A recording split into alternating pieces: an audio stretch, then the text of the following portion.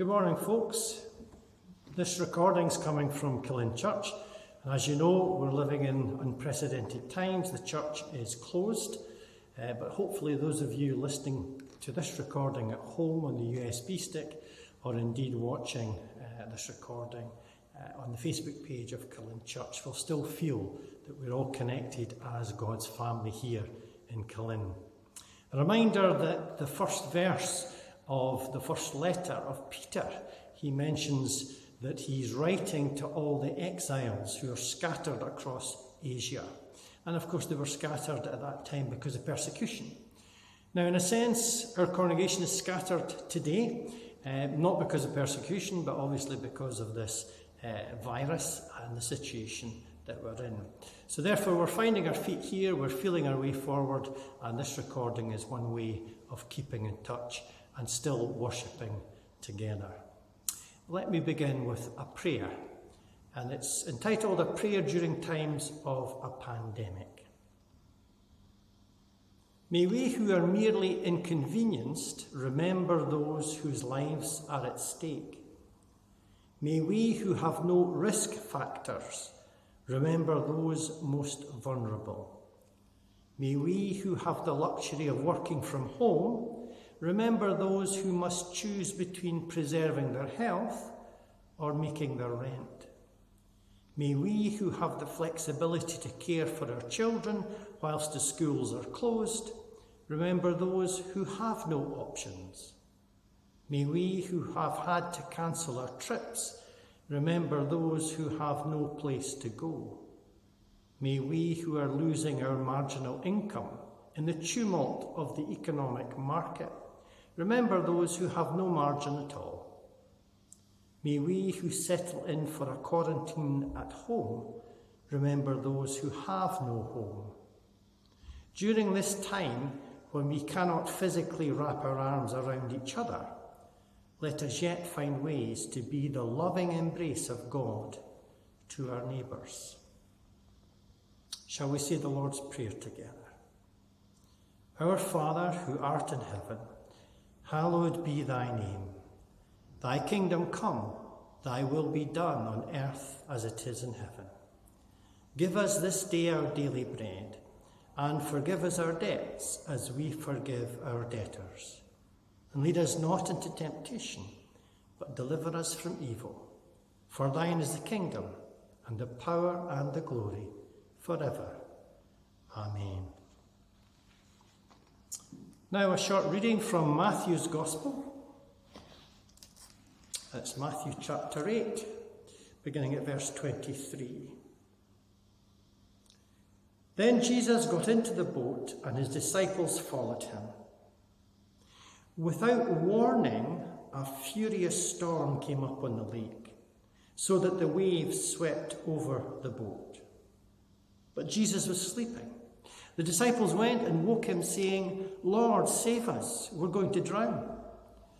He replied, "You of little faith, why are you so afraid?" Then he got up and rebuked the wind and the waves, and it was calm. The men were amazed and asked, "What kind of man is this? Even the winds and the waves obey him." Without warning, a storm came up. Is that not what has happened to us in these days? Now, of course, we all know that going in the hills and the mountains round about Killin, sometimes it can be really, really calm, and for no apparent reason, a wind just starts up and we feel it very strongly, and it can die down just as quickly as it started. The Sea of Galilee was famous for this, and storms were quite common, and they whipped up very quickly. But when these things happen, as they do in real life, we can be caught unawares. The unexpected catches us by surprise. Our everyday can be derailed by the events that overtake us. And of course, that's what's happened with the coronavirus. Now, our response could be blasé, it could be dismissive. We may think it's all hype, it's a media storm, and in many ways an exaggeration. On the other hand, we can have genuine worries and concerns and fears.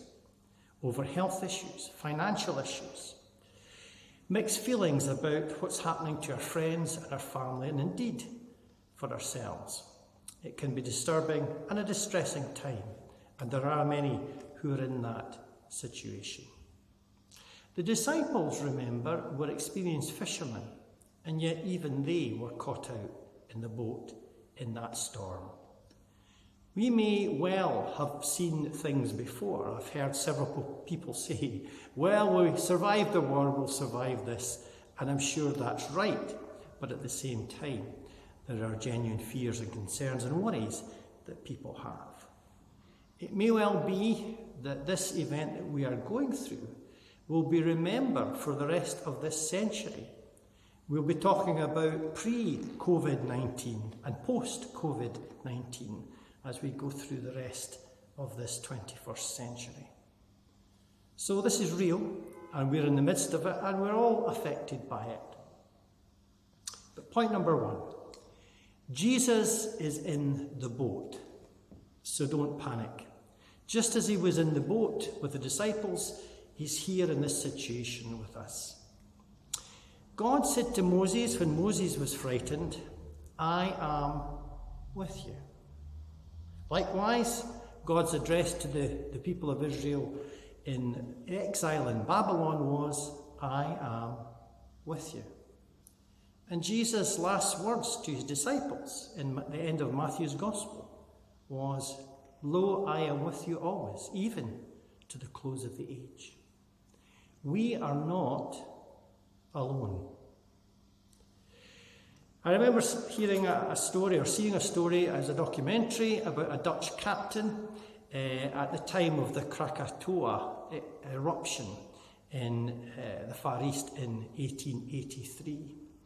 He was the captain of a small ship carrying cargo and passengers. Krakatoa, the volcano, had been erupting for 3 months on and off, and over the years it had been the same, but nothing much had come of it, and people had got complacent.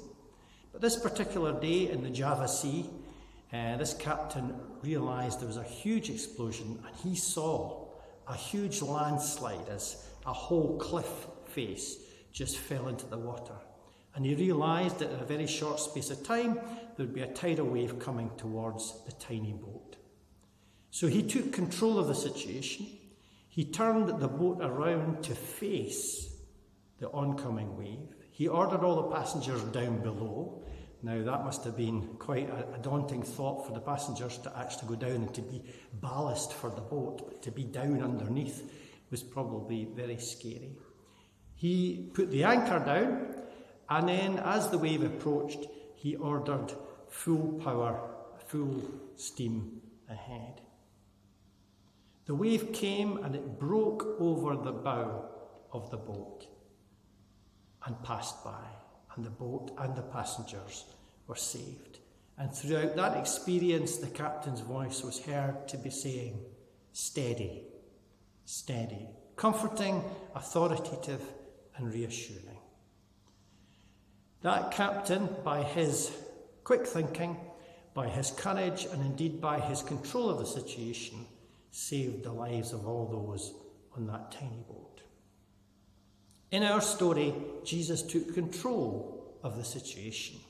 It was his voice of authority that brought calm there. And we need to remember that. In the midst of this crisis, let God be God. And the second point, Jesus calls us to choose faith over fear. He rebuked the disciples. He knew that they should have known better. Now, it is amazing that the most numerous command in the Scriptures is do not be afraid. 366 times someone has worked out. I haven't checked it myself, but apparently that's the case. The wording's different in different texts, but the theme is the same. Do not be afraid, or fear not, or whatever terminology is used. But it's the same message, that God is with us. Now, 366 is an interesting number, because that means there's one commandment to do not fear for every day of the year, plus a leap year. So I think we can get the message that even through this storm of this virus, and the difficult times that we're living in, God says to us, do not fear, I am with you. We need to trust our captain. We need to take encouragement from this story and indeed from our faith. 1 or 2 points of advice. Maybe we are physically isolated, but that doesn't mean to say that we need to be spiritually isolated. And I hope that this recording is one way of us in the church keeping in touch and worshipping together. You can pray every day. God is only a prayer away. Now, I heard today that one good way of doing the Lord's Prayer is to use it when we're washing our hands. What an interesting way of doing it. Instead of singing any other little song, let's say the Lord's Prayer when we wash our hands to get rid of any possible virus that we might have. Then also pray for others. Remember other people. And before we do that, let's count our blessings. Because whatever fears we have, whatever worries or concern, when we stop to think about the things we do have, the things we do enjoy, we usually find that we are in a grateful place. And that's something that we need to do as a discipline. And then keep connected. Yes, we're now in isolation and we're social distancing, but we can still use the phone. We can perhaps use an email. It's important that we keep in touch and indeed keep a watch out for other folk as well. So friends, keep a positive attitude, keep your spirits up and get a sense of perspective. This too will pass. And in the midst of this, the Lord is with us. The captain is in our boat. Let's trust him. A little Celtic poem. Ebb tide, full tide, over the ocean's rim. Ebb tide, full tide, I travel on with him. Full tide, ebb tide, my boat is in the storm. Full tide, ebb tide, I can see his form. Ebb tide, full tide, my life is all afloat.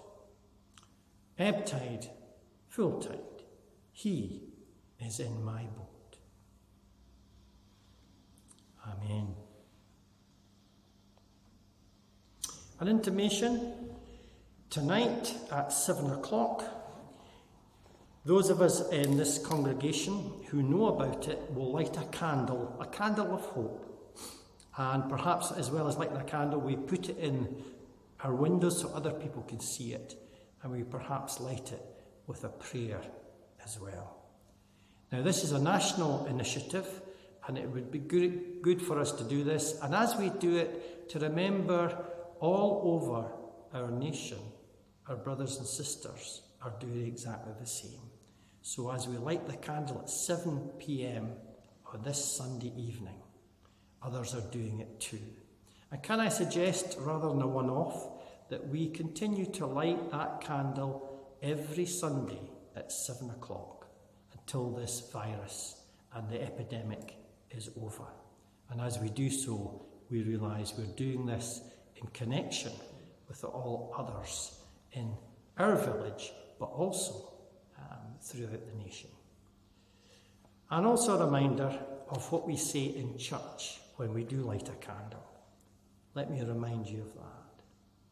These great affirmations. The light of the world has come. Jesus is the light of the world. The light shines in the darkness, and the darkness will never overcome it. And now a blessing.